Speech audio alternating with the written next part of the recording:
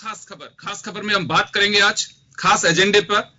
हर कोई जानना चाहता है कि अपने भविष्य के साथ साथ मुल्क का क्या भविष्य होगा, दुनिया का क्या भविष्य होगा, लेकिन यहाँ बात है एक बड़ी, इस वायरस का क्या भविष्य है। मुझे बहुत अच्छे से ध्यान है कि जब 2020 में प्रवेश कर रहे थे, मेरे साथ इस वक्त दो शख्स हुए हैं जो इसके प्रत्यक्षदर्शी हैं, जिन्होंने आगाह उसी वक्त कर दिया था कि पूरी दुनिया में फरवरी के आसपास बड़ी परेशानियां खड़ी हो सकती है, जो मुझे लग रहा है शायद हिमानी जी का, पुरुषोत्तम जी गौड़ साहब का इशारा जो होगा शायद हो सकता है इस महामारी की ओर।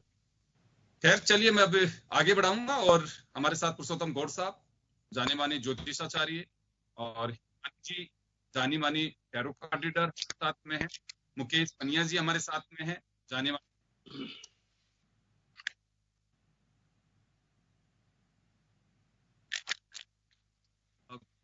पुरुषोत्तम जी के पास में जाना चाहूंगा मैं सीधा। गौड़ साहब आपके पास आना चाहता हूं और जानना चाहते हैं कि जी कुछ स्थितियां ऐसी बन सकती हैं कि बड़ी पोजीशन, बड़ी आर्थिक स्थितियां, या कहें कि कोई महामारी, ऐसा कुछ इंगित किया था आपने कि कुछ परेशानी आएंगी, ये इसी और इशारा था गौड़ साहब? देखिए बिल्कुल आप ठीक कह रहे हैं। मैं बताना चाहूंगा योगेंद्र जी हमारे सभी दर्शकों को कि जो 26 दिसंबर 2019 को धनु राशि में मूल नक्षत्र में सूर्य ग्रहण लगा था और गुरुवार का दिन और अमावस्या थी, तो सूर्य, चंद्रमा, गुरु और केतु, शनि, 6 ग्रह, ये 6 ग्रही योग एक साथ बना था और बृहस्पति केतु की युति थी। तब कोरोना वायरस का प्रकोप का पूर्व दिशा से उद्भव हुआ। तो मैं सभी दर्शकों को बताना चाहूंगा कि ये जो कोरोना महामारी है, वैश्विक महामारी है, इसका जन्म हुआ 26 दिसंबर 2019 से, क्योंकि यहाँ बृहस्पति और केतु की दोनों की युति एक साथ हुई और राहु और केतु को संक्रमण फैलाव का कारक ग्रह माना जाता है। इसलिए एस्ट्रोलॉजी को एक विज्ञान है। ज्योतिषीय विश्लेषण की बात करें तो ये संकेत हमने आपको पहले भी दिए थे और आज भी हम उस चीज को क्लियर कर रहे हैं कि गुरु केतु की युति से संक्रमण का प्रसार हुआ और राहु ने जब आद्रा नक्षत्र में प्रवेश किया था तो आग में घी का कार्य हुआ। राहु केतु दोनों ऐसे ग्रह हैं जिन्हें वायरस के फैलाव के कारक ग्रह माने जाते हैं।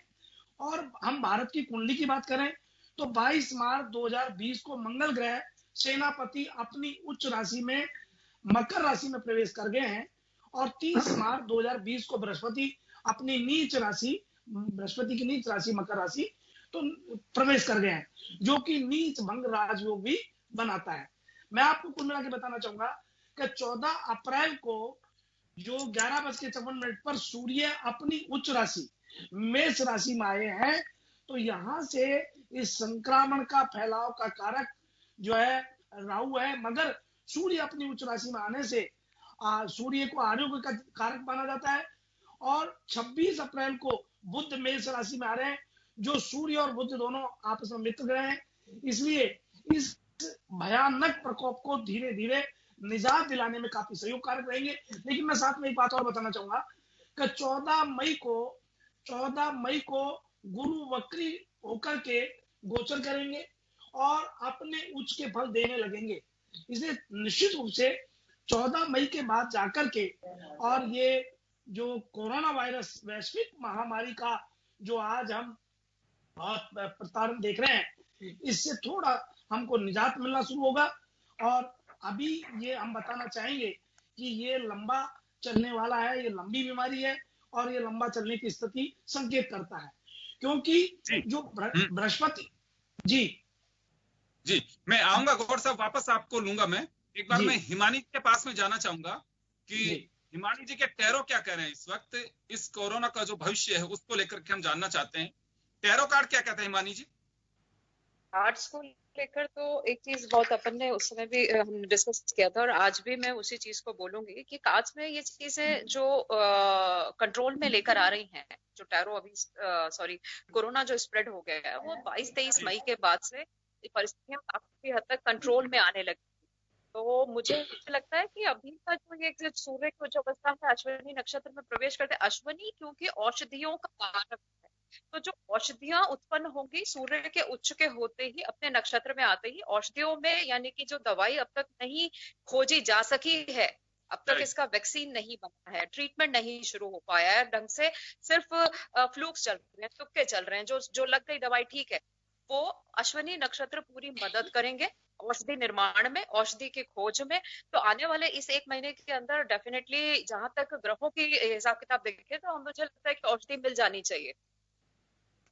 तो ये माना जा सकता है कि ये समय है, थोड़ा कष्टदायी है, लेकिन धीरे धीरे वैक्सीन का हम रिसर्च भी कर पाएंगे और थोड़ा इससे निजात भी मिल पाएगी। लेकिन कुछ जैसे अभी गौर साहब कह रहे हैं कि 16 मई का जो समय दिया इन्होंने, कि वह एक जो समय होगा वो काफी, ये कह सकते हैं कि हमें इस हडल से बाहर निकालने की कोशिश करेगा वो समय। 26 अप्रैल से स्थितियां बदल जाएंगी। तो पर्टिकुलर ऐसा टाइम पीरियड आ सकता है कि महीने भर, 2 महीने या इतनी डेट के बाद में थोड़ी हमारी स्थितियां ठीक हो पाएंगी। अगर मैं इसी चीज को थोड़ा सा आगे लेके जाऊं, बृहस्पति और केतु की युति, मैं विश्व के व्यापक असर के फैलाव का कारण राहु को मान के चल रही हूँ, और मैं नहीं, यह मैदानी ज्योतिष कहता है। और राहु ही विष और भ्रम की स्थिति पैदा करे हुए है, राहु ही उसके विस्तार का कारण मिल रहा है। अब इसमें उसको रोकने का जो प्रचार, उसका प्रसार थाम सकता है, वो केवल मात्र सूर्य है, जो कि मेरी और आपकी आत्मा के कारक को मजबूत करे, संक्रमण को रोकने की क्षमता रखता है।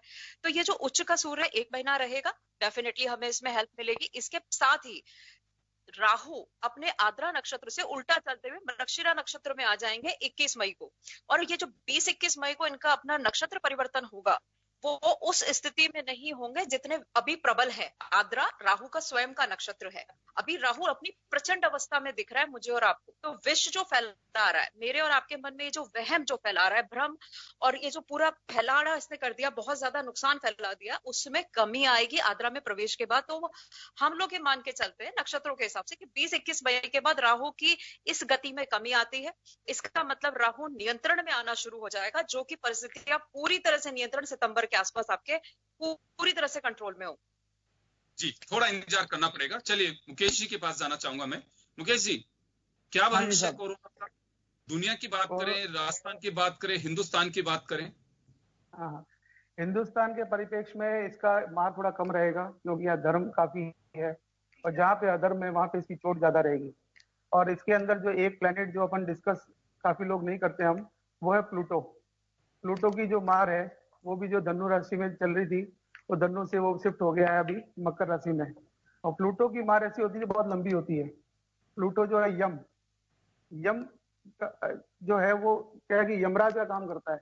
जो भी ज्यादा पाप है वहां पे, जो जैसे अमेरिका है, यूरोप है, उस कंट्रीज में इसका प्रकोप ज्यादा दिखेगा, क्योंकि प्लूटो को जो बनावट है उसमें अपना बर्फ क्षेत्र है, पानी का क्षेत्र ज्यादा है।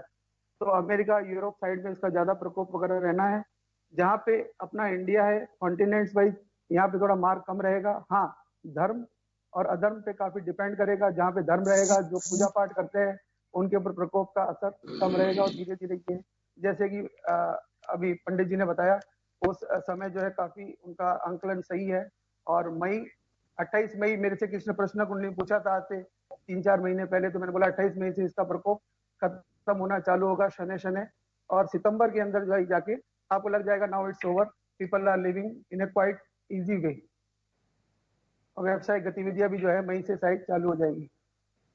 जी, मैं गौर साहब एक बार फिर आपके पास में आना चाहूंगा। जी, किसी भी महामारी का भविष्य में चीज दो पूछी जाती है। लोग ये पूछते हैं कि मेरा काम धाम कैसा रहेगा, मेरे पे जो प्रभाव जिन राशियों का है उसका क्या उपचार है, क्या रहेगा। मेरे एक सवाल अभी आप लोगों से सभी से ये होगा कि इसका उपचार क्या हो सकता है। कुछ ऐसा है कि ज्योतिष ये कहता है कि हम पूजा पाठ के जरिए, हमारे सत्कर्म के जरिए हम इससे निजात पा सकते हैं, ऐसा कुछ है? कोरोना से वैक्सीन के लिए हम लड़ रहे हैं, हमारे स्तर पे जो कोशिश हो सकती है हम कर रहे हैं, लेकिन क्या शास्त्र ऐसे कहते हैं कि ऐसी महामारी से हम हमारे आध्यात्म से भी हम निपट सकते हैं? ऐसा कुछ है इसमें? देखिए, आपने बड़ा अच्छा प्रसंग रखा है, क्योंकि आप अनुभवी व्यक्ति हैं। वेदस्य निर्मलम चक्षु ज्योति शास्त्रम कालमखम वैनैत दखलम कर्म स्रोत सर्व कार्य सिद्ध्यते। व्यक्ति को जब अच्छे कर्म करता है, शुभ विचार रख करके किसी कार्य का शुभारंभ करते हैं, तो निश्चित रूप से उसका फल अच्छा मिलता है। हमारा भारतीय वेद के साथ में आपको यहाँ बताना चाहेंगे कि भारत में कण कण में भगवान विराजते हैं और ये आस्था की और देवभूमि भारत को कहा जाता है। ऐसी परिस्थिति जो आज वैश्विक महामारी की आप देख रहे हैं, पूरे विश्व में सबसे ज्यादा कंट्रोल यदि है तो केवल भारत में। What is the reason regarding this India management corona? Why is this? इसके पीछे कारण एक ही है कि हम आध्यात्मिक हैं। हम आध्यात्मिक के साथ धर्म को लेकर के, भगवान का आशीर्वाद लेकर के, श्रद्धा विश्वास को रख करके हम आगे बढ़ते हैं। आज जो ये महामारी है, वैश्विक महामारी है, ये बात सही है। अभी मुकेश जी ने बोला, ये बिल्कुल ठीक कह रहे हैं, सितंबर में जाकर के इससे पूर्णतः निजात मिलेगी। और ये बात भी सही है कि ये यूरोपीय तट पर या समुद्री तट पर विशेष रूप से वहां ज्यादा महामारी देखने को मिल रही है, मगर हमारे भारत में कंट्रोल रहेगा। और इसके लिए एक सबसे अच्छा सुगम तरीका है, सुगम रास्ता है, संध्या के समय नियमित रूप से आप दीपक जलाएं और खास तौर पर तुलसी के पत्तों को लेकर के अपना जो प्रसाद बनाते हैं, जो भोजन बनाते हैं, उसमें आप पत्ते डालें और हर व्यक्ति जो परिवार का सदस्य है उसके भोजन में एक पत्ते का टुकड़े करके प्रसाद के रूप में लेना शुरू करें नियमित रूप से। नंबर 2 बात कि संध्या के समय जब आरती करें तो संपूर्ण परिवार एक साथ भगवान से प्रार्थना करें। इसका मतलब ये होता है कि ईश्वरीय प्रार्थना में आपकी आस्था और विश्वास जुड़ जाती है, और जब ये दोनों एक जगह होते हैं तो फिर निश्चित रूप से उसका लाभ मिलता है। इसी के साथ में जब हमारा मन पवित्र है, हमारा मन शुद्ध है, और ये जो बात आप कर रहे हैं कि जैसे आज भारत की वित्तीय प्रबंधन स्थिति या हमारे घरों की अर्थव्यवस्था को लेकर के, तो इसमें भी जो है काफी आपको मजबूती मिलेगी धर्म से जुड़ने पर और आध्यात्मिक होने पर। जी जी, मैं गौर साहब लौटूंगा आप लोगों के पास में। यहाँ एक छोटे से ब्रेक के लिए रुकेंगे, ब्रेक के बाद जल्द लौटते हैं। जी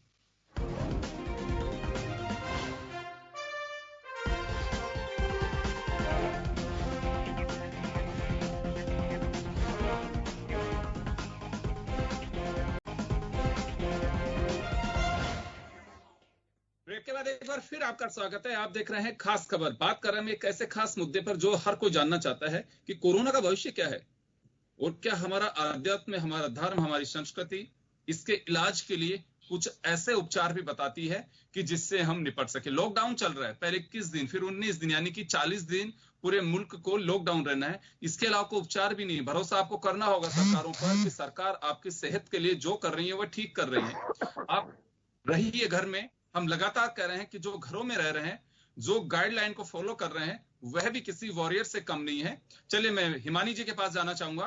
हिमानी जी, टैरो भी एक संस्कृति का पार्ट है, आध्यात्म का पार्ट है, एक कहूं कि हमारे एक रिलीजियस फैक्टर है। क्या कहता है टैरो की इसका कोई उपचार है हमारी संस्कृति में? वैक्सीन एक अलग बात है, वो एक साइंटिफिक हुआ। हम धर्म शास्त्रों के हिसाब से अगर बात करें तो इसका कोई उपचार टैरो में लगता है आपको कि हाँ ये उपचार किया जा सकता है?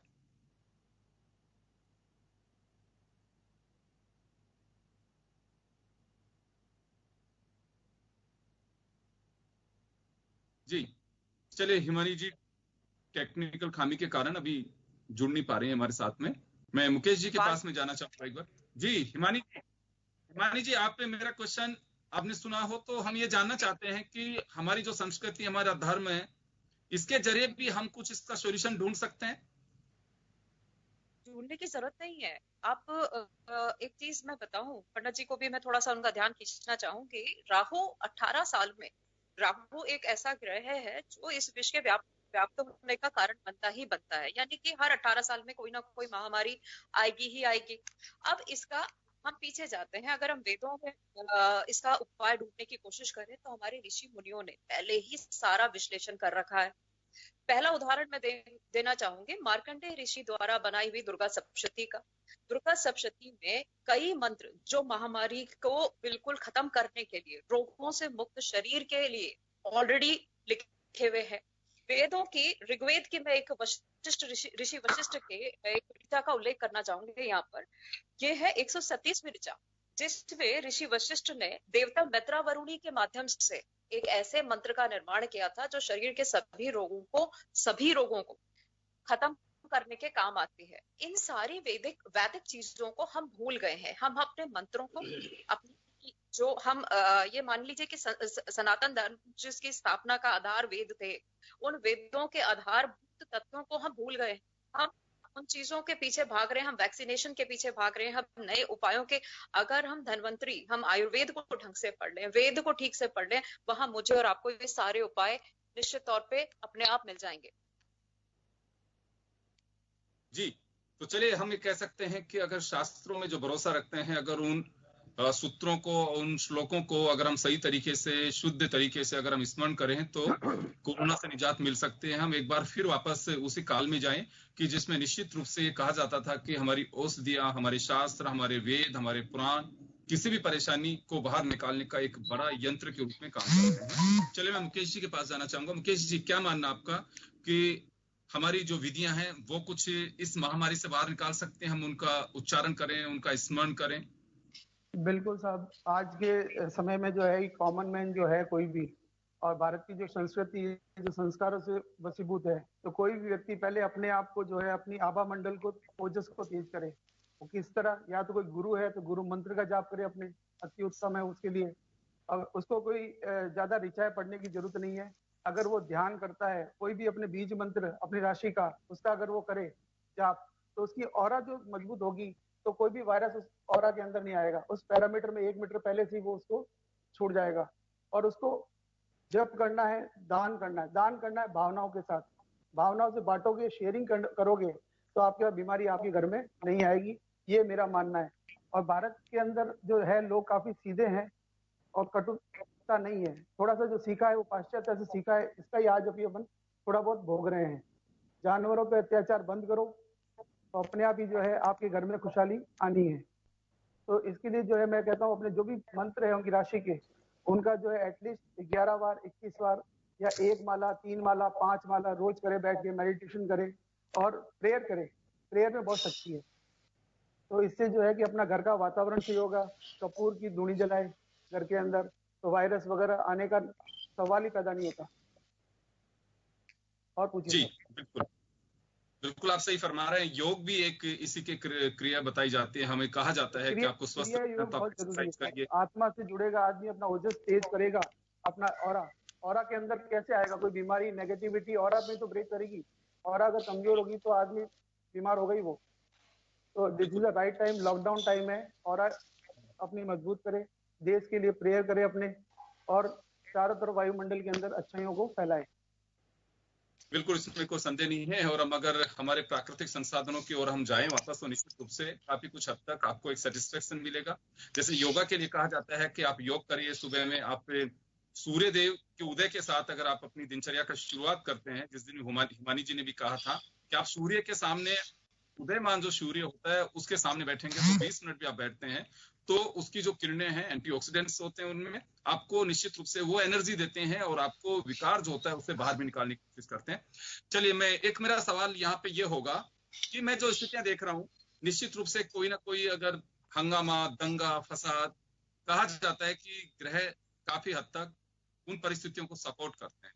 हमारे यहाँ पे कुछ दिन से मैं पॉलिटिकल जो लीडर्स हैं, फिगर्स हैं, उनके माध्यम से कहीं तुष्टिकरण, कहीं पे ये सपोर्ट, कहीं पे वो सपोर्ट, तो कहीं ऐसा तो नहीं है कि इन बयानबाजी में हमारा सामाजिक और सांप्रदायिक सौहार्द है वो कोरोना की सियासी भेंट तो नहीं चढ़ जाएगा? मुझे एक डर है इस तरह का। कुछ ऐसे संकेत मिल रहे हैं कि कुछ हमारा सांप्रदायिक जो ताना बाना है वह कोरोना की सियासी आड़ में कहीं छिन्न भिन्न ना हो जाए।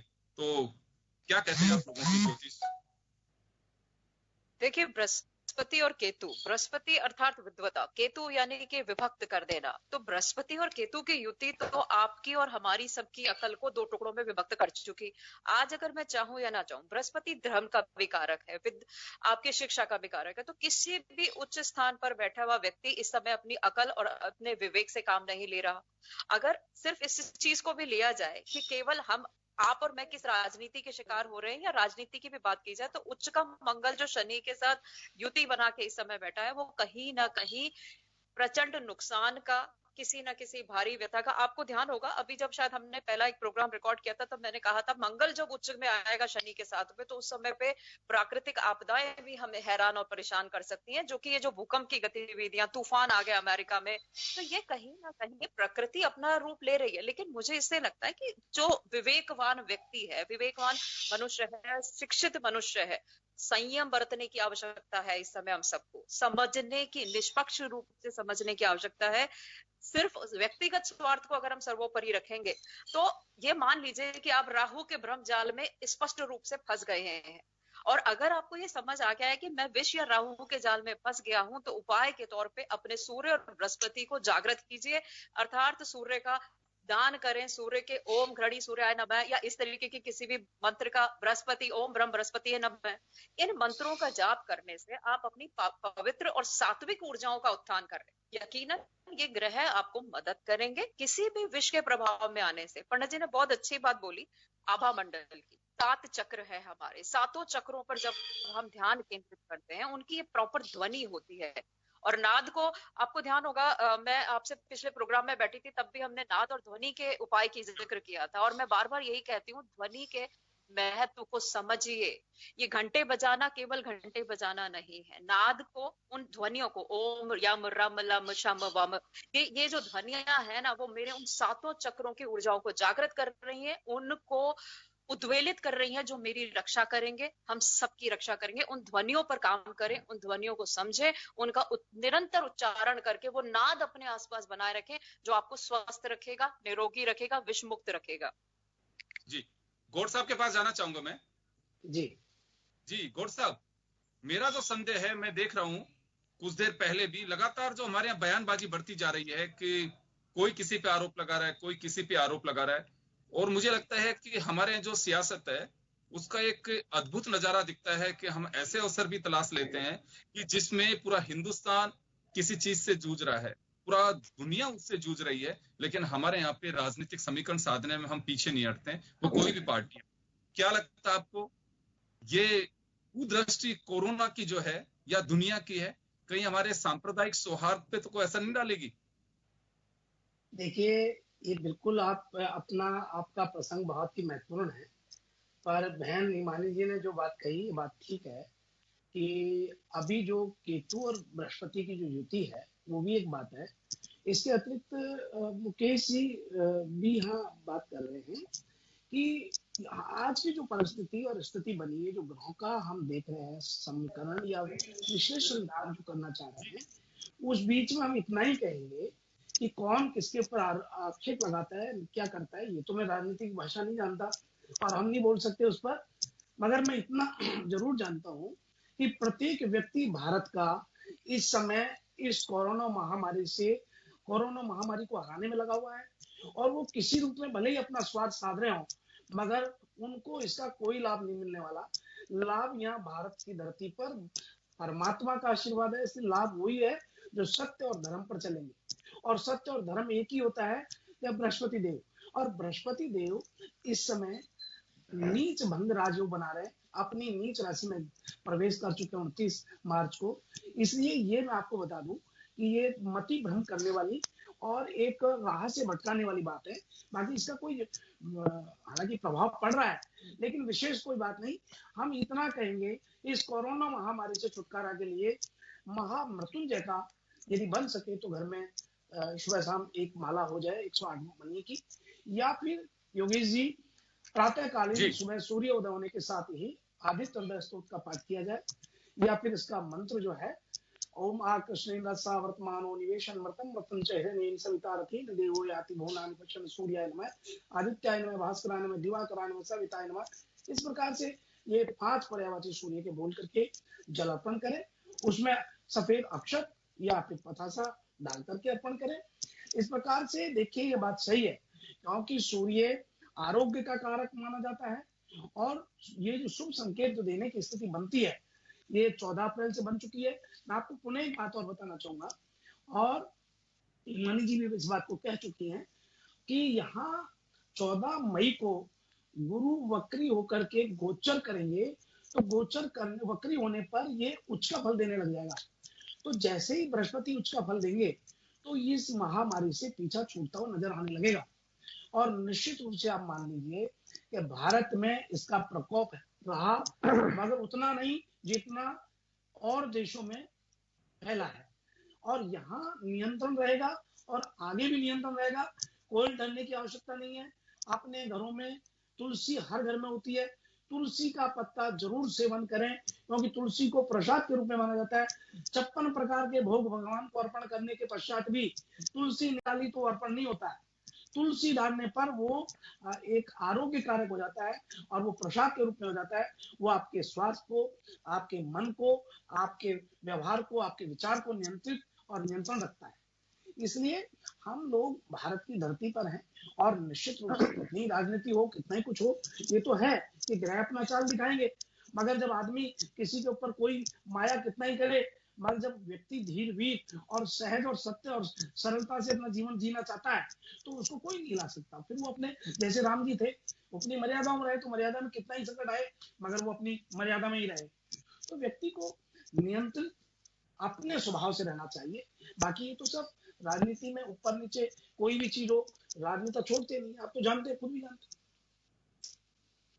जी चलिए, आप लोग बने रहिए हमारे साथ में। एक छोटे से ब्रेक के लिए रुकेंगे। ब्रेक के बाद हम कुछ सवाल और है हमारे दर्शकों के जो हम आपसे लेंगे एक छोटे से ब्रेक के बाद। जी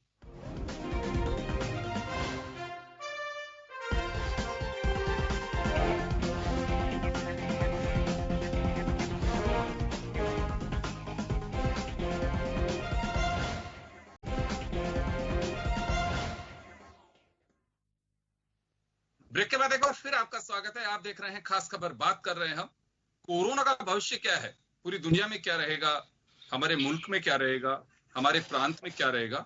हमारे साथ गुलाबी नगर जयपुर के जाने माने ज्योतिषाचार्य हमारे साथ जुड़े हुए हैं। जाने मानी टैरो कार्ड रीडर हिमानी जी हमारे साथ में जुड़ी हुई हैं। और एक बार फिर मैं पुरुषोत्तम जी के पास में जाना चाहूंगा।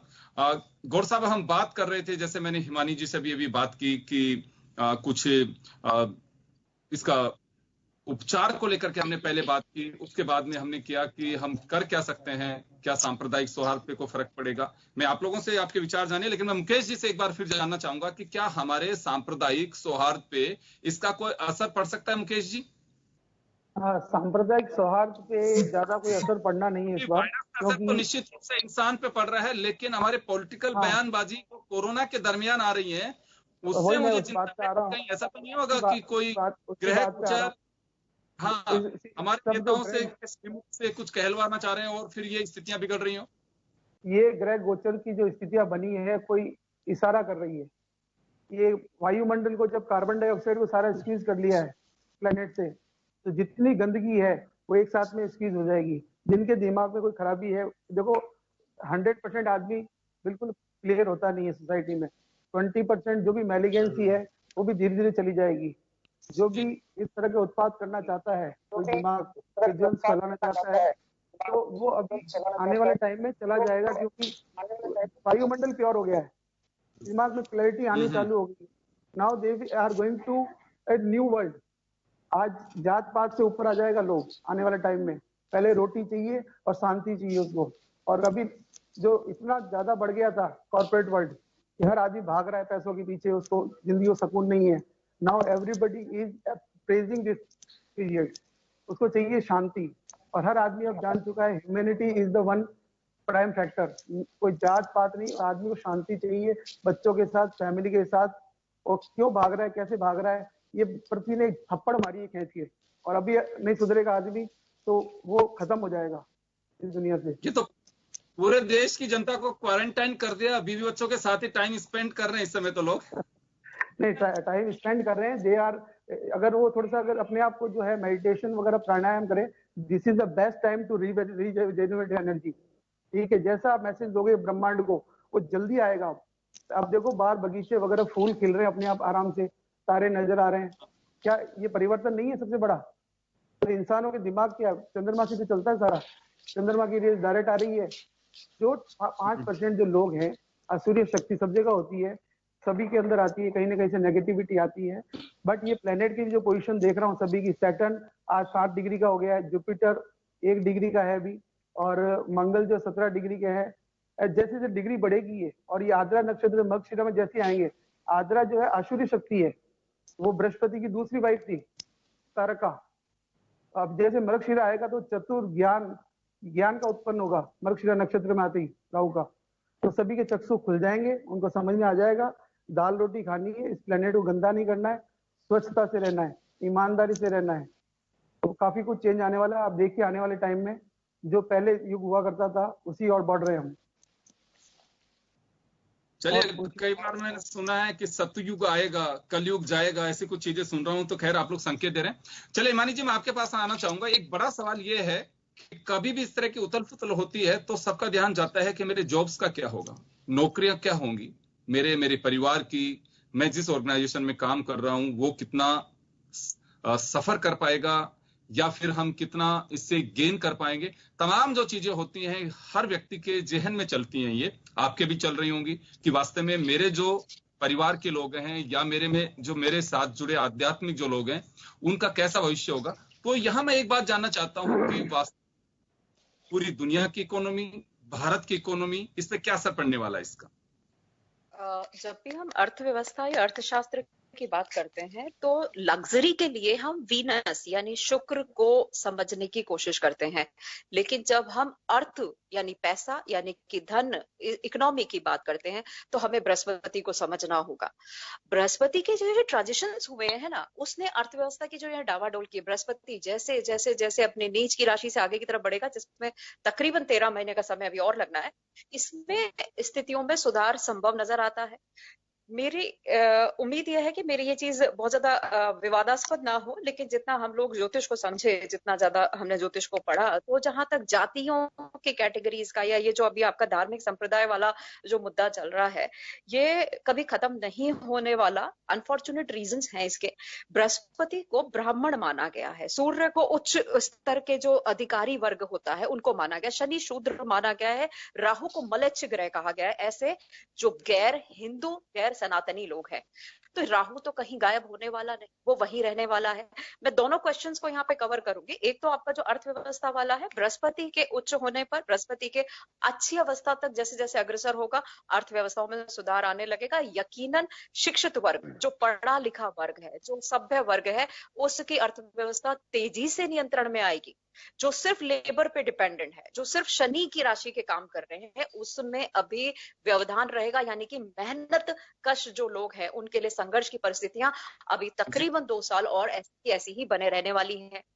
राहु जहां जहां मूव हो रहा है, ये वहां वहां अपना विष फैला रहा है। यानी कि जाति धर्म के मामले में मलेच्छ जाति के लोग, मैं यहाँ नाम नहीं लूंगी, मेरे ख्याल में हमारे साथ जो पंडित जी विद्वान मौजूद है वो समझ गए मैं क्या बोल रही हूँ, वो अपने उत्पाद कम नहीं करेंगे, और उनके उत्पाद कम नहीं होंगे तो बाकी के ग्रहों को जो ऑपरेट करते हुए जातक है, यानी जो चल रहे हैं, वो डेफिनेटली जहां जहां बाधित होंगे वहां वहां राहु से युद्ध इसी प्रकार अनवरत युगों तक चलता ही रहेगा। जी चलिए, गौर साहब आपके पास आना चाहूंगा मैं जी। आपके पास बहुत सारे ऐसे लोग भी आते होंगे, कई यजमान आते होंगे आपके पास में कि बताइए साहब मेरे बिजनेस का भविष्य कैसा है। लेकिन अब तो भविष्य खुद से ज्यादा लोगों को चिंता है कि दुनिया क्या कर रही है, मेरा देश क्या कर रहा है। क्योंकि कई बार परिस्थितियां ऐसी खड़ी होती हैं कि जब दुनिया चलेगी, देश चलेगा, तो मैं चलूंगा। अभी जो जिस मोड़ पे हम खड़े हैं उसमें मुझे लगता है कि व्यक्तिगत चिंता से ज्यादा पूरे देश की, दुनिया की चिंता ज्यादा है। क्या कहता है, हमारी पटरी पे इकोनॉमी वो कब तक लौट पाएगी? कितने लोगों को खतरा लग रहा है आपको? किस सेक्टर के लोग ज्यादा प्रभावित हो सकते हैं? क्या कहना है? देखिए, आपने बहुत अच्छा ये प्रश्न रखा है, ये बात ठीक है, पर मैं आपको सबको यहाँ एक निवेदन करना चाहूंगा कि सबके कल्याण में अपना कल्याण समाया होता है, परमार्थ में स्वार्थ जुड़ा रहता है, और ये मानवता रखते हुए हमें सर्वमंगल की, लोक कल्याण की आकांक्षाएं रखनी चाहिए। जब लोग दोनों हाथ पसारे दान पुण्य की भावना रखते हो, तब लोगों का वहां कल्याण शुरू हो जाता है। आज हमारे भारतवर्ष में, संपूर्ण भारतवर्ष में, लोग जो असहाय तबके के लोग हैं या गरीब हैं, उनकी मदद के लिए लोग दोनों हाथ खोल करके मदद में खड़े हैं। और आप देख रहे हैं कि ऐसी स्थिति जब होती है तब परमात्मा की कृपा होती है। कोई भी व्यक्ति दान पुण्य तब कर पाता है जब उसे भगवान की कृपा होती है, नहीं तो पुण्य नहीं कर सकता। क्योंकि गोस्वामी तुलसीदास जी ने भी कहा है कि मजाल क्या जीव की जो पुण्य कर जाए और पाप लगाए थाप की तो मूड घूम जाए।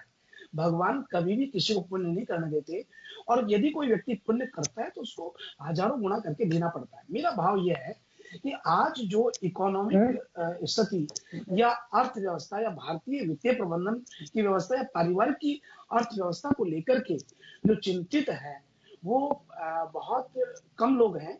चिंतित इस बात से हैं कि इस वैश्विक महामारी से कैसे बचें, क्योंकि हम हैं तो जहान है, और हम नहीं है तो फिर क्या धन और क्या दौलत और क्या अर्थव्यवस्था। इसके लिए मैं परमात्मा के चरणों में सबके लिए कल्याण का या भाव रखते हुए कहूंगा कि ओम स्वस्ति प्रजाभ्य परिपालयन्ताम न्यायेन मार्गेण मयि महिषा गो ब्राह्मणेभ्यः शुभमस्तु नित्यम लोका समस्ता सुखिनः भवन्तु। कि हम एक ही कामना करते हैं कि सबका कल्याण होगा, सबका अच्छा होगा। लेकिन पुनः एक मेरा निवेदन होगा, आपके चैनल के माध्यम से सभी दर्शकों को हम बताना चाहेंगे कि आध्यात्मिक रहने के साथ आपको सात्विक भी रहना पड़ेगा। जैसा कि मुकेश जी ने पूर्व में कहा था कि पशु पक्षियों की जो लोग हत्या कर रहे हैं, प्रकृति के साथ छेड़छाड़ कर रहे हैं, प्रकृति को कुछ समझते नहीं है, उन सबको मानना ही पड़ेगा और वापस अपनी शुद्धता के साथ। हमारी संस्कृति में लोग आ चुके हैं, हमारे बच्चे नहीं जानते थे, आप तो जानते हैं, आप तो पूरा जानते हैं साहब।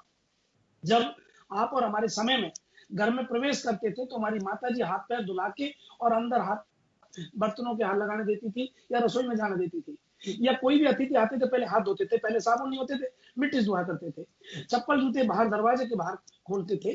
किसी के दाह संस्कार में या कोई भी जन्म परण में जाते थे तो वहां स्नान दाह संस्कार चाहते बाहर स्नान करके अंदर प्रवेश करने देते थे। आज उन परंपराओं को हमारे बच्चे भूल चुके हैं और उसी परंपरा में वापस हमारी संस्कृति को पुनर्स्थापना के लिए प्रकृति ने अपना कार्य कर रही है। वो किस रूप में कर रही है, कैसे कर रही है, ये तो आप देख रहे हैं। लेकिन मैं आपको इतना निवेदन कर दूं कि हमें अपना सात्विक शुद्धता को अपने जीवन में लाना चाहिए और उसी से सब कुछ। क्योंकि जहां सुमति तय संपत्ति नाना और जहां कुमति तय विपत्ति नाना, जिस घर में सुमति है, जिस घर में साफ सफाई है, वहां लक्ष्मी को आना ही होता है। लक्ष्मी का ऐसा हमको आशीर्वाद भी मिला हुआ है। जैसा कि अभी हिमानी जी बता रही थी, बिल्कुल उन्होंने सही कहा, ये बात बिल्कुल ठीक है कि जो स्वच्छ और साफ सफाई से रहते हैं उनके यहाँ तो भगवान दारिद्रता देते ही नहीं है। सभी प्रकार से दरिद्रता का दूर हो जाता है और जहां आनंद आता है, जहां सुमति है, साफ सफाई है। इसलिए इस कोरोना महामारी के दौरान एक ही बात है कि अर्थव्यवस्था की कोई परेशानी, आप अपने शुद्ध आचरण विचरण से भगवान का ध्यान पूजन करते हुए परिवार के साथ एकता बना करके रहें और आगे भी ऐसा ही रहे। आगे भी माने कि कोरोना जीवन में अपने जीवन में कभी वापस लौट जाएगा यदि अपन ने पवित्रता से नहीं रखा। ऐसा डर यदि मन में रखा तो व्यक्ति के जीवन में कभी अर्थव्यवस्था की कमी आ ही नहीं सकती। आप देख लीजिए, जितने भी संत महंत या कथा भागवत करने वाले लोग पवित्रता और शुद्धता से भगवान का नाम स्मरण करते हैं और सबको जोड़ते हैं, उनके पास कोई कमी नहीं। बताइए, किसी भी एक भी व्यक्ति के पास कमी हो तो बताइए। जो व्यक्ति दुनिया को आशीर्वाद तभी देता है जब वो खुद लायक होता है, नहीं तो लोग कहेंगे खुद तो अपना मक्खी उड़ा नहीं पा रहे, हमको क्या आशीर्वाद दे रहे हैं। तो धार्मिक व्यक्ति बनना बहुत जरूरी है, आध्यात्मिक बनना और शुद्ध विचार से साथ पवित्रता से रहना। ये मैं सभी दर्शकों को आपके चैनल के माध्यम से बताना चाहूंगा, क्योंकि जो भी कार्य है उसमें विचार अच्छे होने चाहिए। चलिए मुकेश जी, आपके पास आना चाहूंगा मैं। आपने हिमानी जी को भी सुना और गौर साहब को भी सुना। आपसे मैं जानना चाहता हूँ कि हमारी इकोनॉमी पे, हमारे जॉब्स पे कितना असर पड़ेगा इसका? सर, जो अभी मैंने पहले बताया था कि जो इकोनॉमी और सारे जो रीजनल अपने इंडियन इकोनॉमी के कंसल्ट में जो है कि ग्रह गोचर जो है अपनी भारत की जो जन्मपत्री है उसके अनुसार it is going to be world wide जो है, India is going to be something alumni, एक India is going to be golden.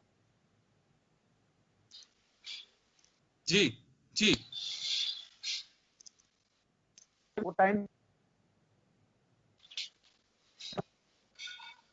World is going to look at India, India की तरफ, क्योंकि बिजनेस अपॉर्चुनिटीज बहुत आएगी, हताश होने की जरूरत नहीं है। यहाँ का Indian businessman again will be A golden sparrow time for India. मैं देखो सर्वे भवंतु सुखीना की मैं कामना करता हूँ, पूरे विश्व की जो है सभी अपने भाईबंदी हैं, परंतु इंडिया का जो कंसर्ट देखूं मैं, तो इंडिया का business is going to be a rocket, और all peoples are going to, और बिजनेस बूम। जी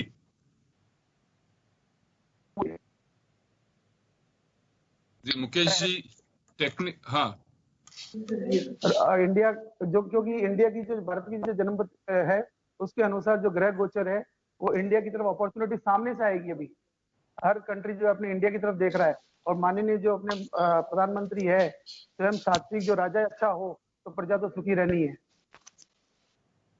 और उनके जो कॉन्सेप्ट बड़े क्लियर है, तो डरने की कोई आवश्यकता नहीं है। बिजनेसमैन को रिलैक्स करे, बाउंस बैक करेगा। आप देखो, इतिहास उठा के देख लो, इतिहास पढ़ना जरूरी है। जब जब आपदा आई है, जापान के अंदर जब बम गिरा दिया तो जापान जो है पूरे विश्व पे छा गया अपनी मशीनरी से। तो what impact is going to come, you can't analyse. This corona virus में India is a turning point. तो बिजनेसमैन जो है, गौर साहब के पास में जाना चाहूंगा। गौर साहब, हम बुजुर्गों से सुनी बातें, जी जी, इसमें ये सुनते हैं कि 56 का अकाल, प्लेग, बहुत सारी बीमारियां आई का, तो ये कहते हैं 1903 से 1918 तक चला, यानी कि 15 साल प्लेग का प्रकोप रहा। अभी हमारे पूजा स्थल बंद हैं, हमारे धार्मिक आयोजन बंद हैं, हमारे तीज त्योहार बंद है। ये होली के पास से, और ये जो टाइम है अभी, इसमें दुनिया में सबसे ज्यादा हर संप्रदाय के त्योहार आते हैं। अभी देखिए, तीज का गणगौर का त्योहार गया अभी हमारा, होली, गणगौर, और क्रिश्चियंस का भी ये गुड फ्राइडे गया। इसके अलावा अभी मुस्लिमों का आने वाला है, बैसाखी गई है। बहुत सारे ऐसे पर्व चले गए जिनको हम घरों में मनाया, पूरे देश ने एक साथ होकर के इसमें सपोर्ट किया। परिस्थितियां कुछ ऐसी हैं।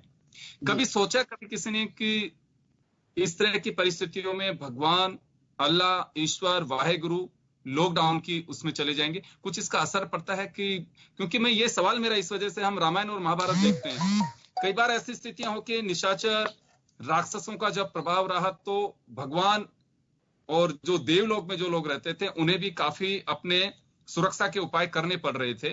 तो किस तरह से देखा, क्या ऐसा कुछ दौर आ रहा है अभी इस समय? देखिए, हमारे वेद में बतलाया है, ओम उवाभ्याम देव सविता पवित्रेण सवेन चः माम पुनः विश्वतः, कि व्यक्ति कहीं भी बैठ करके पवित्रता से अपने सत्कार्यों को श्रेष्ठ उद्देश्यों के लिए यथाशक्ति साधन से करता है तो उसको श्रेष्ठ फल की प्राप्ति कहीं भी बैठ के करने पर भी प्राप्ति होती है। ये जो आपने आज जो प्रसंग रखा है बहुत महत्वपूर्ण प्रसंग है। ये कोई सामान्य प्रसंग नहीं रखा है आपने, बड़े समझ से, क्योंकि आप अनुभवी व्यक्ति हैं और बहुत पुराने व्यक्ति हैं, इसलिए आप सब चीजों को समझते हैं। मैं आपको यहाँ सभी दर्शकों को बताना चाहूंगा कि जो हमारे तीज त्योहार, मंदिरों के पट बंद होने के बाद और मंदिरों में कहीं भी अपने आराध्यों के दर्शन और उनके बिना दर्शन के या उनके चरणों में बिना उपस्थिति के हम कर पाए हैं, ये मैं आपको बताना चाहूंगा 59 साल के बाद में गुरु और शनि का महासंयोग हुआ है। इस बार 59 साल बाद में हुआ है गुरु और शनि का जो महासंयोग बना है, ये 59 साल बाद बना। और मैं आपको बता दूं कि ये इससे पहले जब बना था 1962 में, तब गुरु शनि की युति थी। उस दौरान भारत व चीन का युद्ध हुआ था और रूस अमेरिका में परमाणु युद्ध के हालात पैदा हो गए थे। विश्व की आर्थिक मंदी के दौर से गुजरना पड़ा था और विश्व को आर्थिक स्थिति की जो थी वो बहुत कमजोर और पुअर हो चुकी थी। इसलिए आज भी वही स्थिति है, आज भी वही स्थिति है। इसलिए मैं निवेदन करूंगा आपको और बताना चाहूंगा कि ये जो समय है, इसके लिए 14, मैं पहले बोला था, अभी बोल रहा हूँ, 14 मई को गुरु वक्री होकर के गोचर करेंगे तो ये अपने उच्च के फल देने लगेंगे और आदरणीय किसी भी तरह से, किसी भी प्रकार से हमें यहाँ आर्थिक स्थिति को लेकर के भारत को कहीं भी घबराने की आवश्यकता नहीं है, क्योंकि जी किसी भी रूप में भारत की इकोनॉमी कमजोर नहीं होने वाली है। क्यों? यहाँ ओम पवमान सो अध्ययन पवित्रेण विचरखणी, ये पोता से पुनः तुमाम है। हम लोग हमारे पूर्वजों के आशीर्वाद, हमारा अपना पुण्य काल, क्योंकि गोस्वामीतुल्लाह जी ने कहा है कि प्रारब्ध पहले रचा पीछे रचा शरीर। हमारे प्रारब्ध को देख करके हमको उस घर में जन्म दिया जाता है, हमारे पुण्य कर्म को देख करके आगे हमको घर मिलता है। तो हम लोग पुण्य से, धर्म से जुड़े हुए लोग हैं, इसलिए हमारा अभी जैसे मुकेश जी ने कहा कि हमारा जो नायक है वो भी आध्यात्मिक है। तो जब राजा आध्यात्मिक होता है तो प्रजा तो आध्यात्मिक ऐसी बनती है। और यहाँ बहन हिमानी जी भी बोल रही थी कि जो व्यक्ति आध्यात्मिक होता है, संस्कार और कार्यों का, उपकरणों का अपनी सामग्री में प्रयोग कर देता है, वो देवत्व संस्कार को जगाता है, तो जागृत अवस्था में हो जाता है। एक चीज और मैं आपको निवेदन करना चाहूंगा गौर साहब, जी समय मैं क्षमा चाहूंगा, समय कम है। मैं जी वो सवाल एक हिमानी जी से होगा और एक मुकेश जी से होगा। हिमानी जी आपसे मैं वापस आना चाहूंगा। हम विलासिता में काफी कुछ हद तक जा रहे हैं, हमारी तृष्णाएं, हर आदमी चाहता है इस भौतिकवादी दौड़ धूप में कि हम किसी भी दिशा में जाएं, कैसे भी हो, लेकिन पैसा आना चाहिए। जो भूख बन गई है हमारी पैसे की और विलासिता की, क्या लगता है आपको कि कोरोना एक उसका असर उसे मान सकते हैं हम? नहीं, अभी तो आपने खुद ही एक एग्जाम्पल दिया ना, प्लेग रहा 15 साल, उस समय तो विलासिता का मेरे पास और आपके पास कोई संसाधन ही नहीं थे। ग्रहों को समझने के लिए देखिए, वक्त के साथ मनुष्य ने बरसों में बहुत तरक्की की है। अभी आज सिद्धि और साधना का एग्जाम्पल लिया जाए तो मैं कहूँ कि अगर आप एक बहुत बड़ा एलईडी टीवी लेना चाहते हैं जिसकी कीमत 2.5 लाख रुपए है, ठीक है, मेरे पास जेब में पैसे नहीं है, वो मैंने किस्तों में ले लिया 10,000 रुपए महीने की, तो ये 10,000 रुपए महीना मेरा साधना और टीवी को हासिल कर लेना सिद्धि। अब आप इसको देखिए, बहुत ही कंजर्वेटिव विचारधारा रखने की आवश्यकता नहीं, और भारत को भूमि के रूप में मत देखें कृपया, क्योंकि ग्रह 9 मेरे लिए जैसे एप्लीकेबल है, अमेरिकन के लिए भी वैसे ही एप्लीकेबल है, ब्रिटिश के लिए भी वैसे ही एप्लीकेबल है। वो माने चाहे ना माने, चाइनीज 97% पॉपुलेशन वहां की देवी देवता, भाग्य और इस तरीके की किसी भी सब्जेक्ट पे बिल्कुल बिलीव नहीं करती। उसके बावजूद भी वहां पे लाखों करोड़ों लोग मारे गए हैं इसी सेम वायरस से। तो उस पर सेम चीजें अपनी रिपीट होती हैं, उन चीजों का बराबर से असर होता है। कैटेगराइज करने के लिए मैंने इसलिए आपसे जिक्र किया था कि अगर आप ग्रहों के आधार पे इस चीज को समझ पाते, इस प्रोग्राम में या किसी और प्रोग्राम में हम इस चीज को डिवाइड कर पाते, ढंग से समझ, एक्सप्लेन करने का मौका मिलता कि ग्रहों के आधार किन किन विषयों के लोगों को संघर्ष ज्यादा करना पड़ेगा, कौन से लोग ज्यादा उत्थान कर पाएंगे। जैसे मैंने शिक्षित वर्ग का उदाहरण दिया, उसका रीजन ये था कि बृहस्पति अच्छी पोजीशन में आ रहा है, मंगल शनि यानी कि लेबर क्लास जो व्यक्ति है या पुलिस से जुड़ा हुआ जो व्यक्ति है, के जीवन में संघर्ष बढ़ रहा है। इसके लिए कभी कोई अच्छा विशेष प्रोग्राम रखेगा तो मेरी आपसे गुजारिश है। और बिल्कुल जी, मैं बिल्कुल कुछ सवाल भी लूंगा मैं लोगों से कि आप क्या पूछना चाहते हैं, लेकिन आज हम थोड़ा बिल्कुल व्यस्त समय में से हम चाहते थे, कुछ लोगों के फोन्स भी थे कि आप लोगों का वह ज्योतिषाचार्यों का जो कार्यक्रम था अच्छा लगा तो कुछ ऐसा करिए। तो कल ही हमने डिसाइड किया, क्योंकि समय कम है, तो पर्टिकुलर एक एक राशि को लेंगे तो समय ज्यादा चाहिए। मेरा आखिरी सवाल एक मुकेश जी से होगा। मुकेश जी, जैसे हमने कहा कि शास्त्रों में जो श्लोक हैं, कुछ विधियां हैं, उनका आप अगर उच्चारण करेंगे तो इससे काफी बेनिफिट मिलेगा। सबसे ज्यादा असर किस राशि के जातक के लिए हो सकता है? मैं कम शब्दों में चाहूंगा आपसे इसका असर। कोरोना वायरस का ज्यादा असर जो देखने को भी मिलेगा वो मिथुन राशि, और दूसरा जो है अपने सेकंड कैटेगरी में आएगा ये अपने वृश्चिक राशि के जातकों को भी थोड़ा सा असर रहेगा इसका जी। मेनली प्राइमरी इन पे ज्यादा रहेगा, जैसे अब नक्षत्र में चेंज होंगे तो इनसे ऊपर से ये हट जाएगा। इतना आपको जो है इस पे ज्यादा विचार करने की जरूरत नहीं है। और दूसरा, जो बीज मंत्र का जाप करें सभी राशि वाले अपने, तो वैसे भी जो है कोरोना वायरस का उनको कोई असर नहीं आना है। जी हेलो, बिल्कुल। तो कुल मिलाकर के हम ये कह सकते हैं कि हम आध्यात्म में भरोसा करते हैं तो उस ओर ध्यान देना चाहिए। आप उठते ही अपनी जो दिनचर्या है उसमें शामिल करिए, योगा, एक्सरसाइज, भगवान की पूजा करिए। जिस भी ईश्वर को, प्रभु को, भगवान को, अल्लाह को आप जिसको भी मानते हैं, आप उसकी आराधना जरूर करें, आप उसमें भरोसा रखें। आप इस वक्त घर में लॉकडाउन है, तो लॉकडाउन का आप सदुपयोग भी कर सकते हैं। और हम कहते भी हैं, सुनते भी हैं, कई बार हम देखते थे कि सूर्य ग्रहण, चंद्र ग्रहण है, तो उसमें लोग जाप क्या करते थे। ये भी एक किसी तरह की एक आपदा कहें, इसे विपत्ति कहें, या इसे महामारी कहें, इसमें कोई ना कोई से ऐसी ताकत होती है कि जो हम शास्त्रों से पढ़ते हैं, हमारे जो पूर्वज हैं, बुजुर्ग हैं, वो कहा करते थे कि हमेशा अपने जो इष्ट देव उसको याद करिए। तो इसमें मुझे लगता है कोई नुकसान तो नहीं है, आप जरूर उस पर भरोसा करके, और आप जिस भी गुरु को, जिस भी आप आध्यात्म में जिस पे भरोसा करते हैं, आप उस ओर ध्यान दें। एक्सरसाइज आपकी खाली नहीं जाएगी। निश्चित रूप से आप अगर अपनी मॉर्निंग या जो दिनचर्या है उसका भाग अगर शुरू उदय उसी से करें कि हम रेगुलर एक्सरसाइज कर रहे हैं, सूर्य के सामने अगर बैठेंगे, तो मुझे लगता है कि उससे काफी बेनिफिट मिलेगा। ये साइंटिस्ट भी मानते हैं और हमारे जो आध्यात्म से जुड़े लोग जो हैं वह भी मानते हैं। चलिए, आप सभी का बहुत बहुत शुक्रिया, और खास खबर में इतना ही। दीजिए इजाजत, नमस्कार।